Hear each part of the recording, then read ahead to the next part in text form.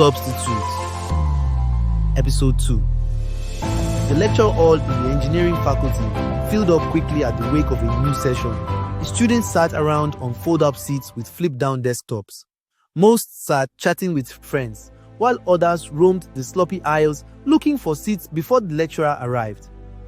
Only serious-minded students recognized the opportunity of time, and that morning, Bio was putting Imade through a tricky subject in mechanical vibration. They were the nominated. Head of the class, so they worked together on most occasions, developing a bond because of shared values. Everyone loved Bio. He was your go-to person in times of trouble, and he was ever so friendly and willing to assist, so Imade didn't think it was unusual when the little tutorial was interrupted. What puzzled her was the strange-looking guy who beckoned on Bio. He was tall and frail, and wore a sleeveless baseball singlet over a dirty pair of blue stone-washed jeans. Perhaps he was a student in another faculty, but Imade could not recall ever meeting him. He was making a plea to Bayo, and she kept stealing glances until she saw him hand over something to Bayo before he dashed off. "Who was that?" she asked as soon as Bayo returned. "A friend!" Bayo took his seat beside her. "What did he want?" "Just wants me to help with something." He tried to conceal the item in his hand, but it was too late. "Let me see." She covered her mouth with her hand as she inspected it. "This is a Rolex." "Is it real?" Imad searched his eyes. "Where did he get it from?" "It belongs to him." "That guy doesn't look like someone who can afford a Rolex. I hope it's not stolen." Bayo retrieved the watch, secured it in his breast pocket, and resumed flipping the pages of the textbook, trying to locate where they had stopped before the distraction. "Why did he give it to you?" Imade probed. "He wants me to help him sell it?" "Why are you the one to help him find a buyer?" "Babe, relax." Bayo glared at her. "You asked too many questions." Paul's early days at the academy was at the beginning of the new millennium. A new government had assumed power, and citizens were hopeful about the reforms and promises, but nothing much changed.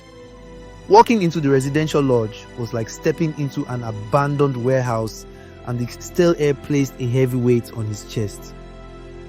The half-full dormitory had 20 sets of narrow double beds, each separated by a wooden cupboard. 3 lazy fans dangled. The walls begged for a fresh coat of paint, and the concrete floor had lost most of its topping. "Welcome to paradise!" Paul spotted him lying on a top bed to the far left of the hall. As Paul advanced, he hopped down and held out his hand. "I had the same look when I first got here, but we don't have a choice, do we?" Paul did not return his smile. "My name is Edem Archibong. I am from Cross River." Edem's comical face could put anyone at ease. Paul Harrison, Delta State." Paul shook his hand. "You can take the lower bunk. I think you make a cool bunk mate." His youthful swagger was difficult to ignore as he gestured towards the vacant space. Paul flung his lightweight bag on the bare mattress and settled on the edge of the bed. He scanned the room once more and exhaled. "Congratulations on coming this far." "You too." Eddie settled into the opposite bed and they sat facing each other. "I heard we are on to some rigorous training in this place." "I'm looking forward to handling a gun," Paul said. "Just like in the movies, right?" Edem giggled as they shook hands again, each thrilled at the mere thought. "I hope the food is good because we'll be here for 4 good months." "Where will we eat?" Paul asked. "There's a cafeteria close to the main gate." Paul could not wait to unravel the rest of the program with his new friend, and they remained close friends until Edem was brutally murdered by a member of a drug cartel led by Tiger. Lara's voice jolted Paul back to reality. She had been on the phone all morning with an event planner for her upcoming fashion show. They talked about models, venue, and publicity amongst other things, and when she ended the call, she collapsed in one heap beside Paul. "Oh my God, I feel like my head is about to explode." She looked over at her boyfriend. "I'm thinking of getting a bigger office space, but I'm not sure it's a good idea to do that now because it's just a few weeks to my fashion show." Paul propped his head with his hand. He was still staring at the television. "Did you hear me?" she asked. "Yep," he replied. "So what do you think?" Getting a larger office before the show sounded proactive, but her fashion show was 3 weeks away. She wasn't sure she could cope with the additional stress of the moving offices. "I think you need to relax," Paul said as Lara leaned closer to him. A week had passed since they saw each other, and it felt good to be close to him. "The girls and I are already working on something for you to wear to the fashion show," she said as she reached out and planted a kiss on his cheeks. "You seem distant," Lara observed as he rubbed his temple. Ever since Paul returned from Jos, he had not stopped thinking about Edem and the recent possibility that his twin brother might be alive. Everything made him anxious. "I've got a lot on my mind," he said. "Is this about your brother's visit?" "It's unimaginable that I might have a twin somewhere." "It's crazy," Paul said. Imo told Paul the stories surrounding his birth when he was 15 years old. How she got pregnant when she was 16, got thrown out of the house by her father, and how she moved to a nearby village where she met Madame Tosan, who was more than willing to assist. Imwe knew she gave birth to twin boys on that cold night in June. But what she didn't realize was that Madame Tosan connived with some strangers to sell off one of her boys. Paul was in his late 20s when he had a strange feeling that his brother may be alive. But he never voiced it because he didn't want to hurt his mother by reopening her past wounds. However, the day she announced that his twin brother might be alive, he stared at her until he found his voice. "My brother?" he asked. "He called me this morning," Imwe said. Paul struggled to process the information. He arrived at the conclusion that someone was trying to play a fast one on them. "How did he find us?" Paul asked. The whole thing sounded phony, and judging from his mother's expression, she had fallen victim. "Mama, how can someone ring you out of the blues and tell you he is your son? A son who died at birth." Paul had seen enough criminal cases to be swayed by bogus tales. He dismissed the idea, but his mother remained firm. "That's the same thing I thought, but this guy has all the facts," Imwe said. They were having a dinner at her house that evening, and she watched Paul reduce the pace in which he devoured his favorite banga soup and starch. He knows about Mama Tosan, and he described her properly. He says the woman who bought him from Madame Tosan died 2 years ago. Apparently, she told him everything before she passed on, but he saw no need to contact us until now. There was an awkward moment of silence as she reached for her son's hand from across the table. "Paul, I want you to be here when I call him tomorrow," Imwe said. Paul was eager to dismiss his mother's claims, but that was not until he heard Austin's voice over the telephone. His immediate thought was that they sounded alike, but perhaps it was too soon to tell. "Hello, my name is Paul." "Paul, I'm Austin." Austin's voice was calm, probably because he had gathered his thoughts and emotions long before they got their chance. Lara's voice dragged him back from his thoughts. "Don't worry, dear. I'm sure it will work out fine." Hearing that Paul's twin brother was alive also came as a surprise to her, but she looked forward to things moving smoothly. The fact they were now adults suggested that whatever grudge or regret which exists could be overlooked. "Can we invite him over for dinner when he comes?" Paul shrugged. It would not be a bad idea.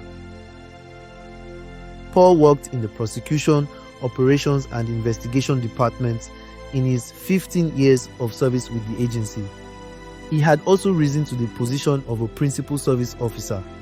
Reporting for duty, his typical day began in court, with him preparing to testify in one of his cases or giving an expert opinion on another officer's case. His duties included shadowing suspects, infiltrating drug cartels, confiscating illegal drugs, investigating illegal distribution of prescription medications, seizing assets from drug-related crimes, investigating money laundering schemes, and arresting perpetrators of drug trafficking offenses. Paul understood some guys were in the business to either fund their habits or make money, and the agency definitely focused more on the drug traffickers than the abusers. The agency also worked in concord with sister agencies including the police, immigration, and customs, as these agencies sometimes stumbled into narcotic substances and suspects at the ports or in transit. Under such circumstances, they transferred the case to the agency. It was indeed a war that could only be conquered through a unified front.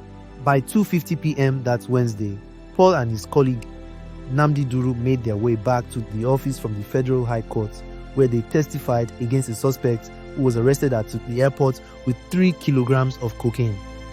Paul was respected for his tact in dealing with such cases, but that afternoon, he was appalled because the courts granted the suspect bail, despite prosecutors urging against it. "I get upset when an accused person is granted bail," Paul said. The truth was that it frustrated him. They capitalize on the bureaucratic processes of the court to delay justice, whereas if they were still in prison custody, they would be more conscious of time. Nnamdi was equally weary. The judiciary has a way of thwarting our efforts. Doesn't the judiciary also have their challenges? Nnamdi asked. The courts are terribly congested with some judges presiding over about 60 cases. Tell me how the court process will be speedy. True. Paul hated to admit it, but his colleague was right. He held his brakes and drove around a bend as Nnamdi continued. "We can talk about this issue from now till the end of the year, but the fact remains it's a problem you and I cannot solve at this level. We need someone at the top, someone that can influence changes." Nnamdi paused and gave Paul a momentary look. "I thought your girlfriend's father is the chairman of the agency. Let her talk to her father and who knows, we may get a solution to a quarter of these challenges." The subject had been responsible for some tension in Paul and Lara's relationship, but Paul could not agree more with his colleague. "The man is yet to pull his weight. I am glad I signed that petition against him," Paul said. "You did?" "Yes," Paul replied as he drove into the office premises and pulled his car to a halt. "Working late today?" Nnamdi asked. "Not really. I need to get to the airport." "Expecting someone?" "Yes." Paul couldn't bring himself to tell any of his colleagues he was about to meet his twin brother for the first time. What if Austin didn't show up? What if it was just a gimmick? Some crazy person trying to take advantage of them? "Paul, where are you?" his mother has asked over the phone. "I am on my way." "Okay, I am already here."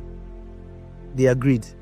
Ime would take a cab to the airport so that the three of them could accompany Paul in his car on the return leg. "See you soon." Her voice was thick and heavy with emotion. Thanks for watching.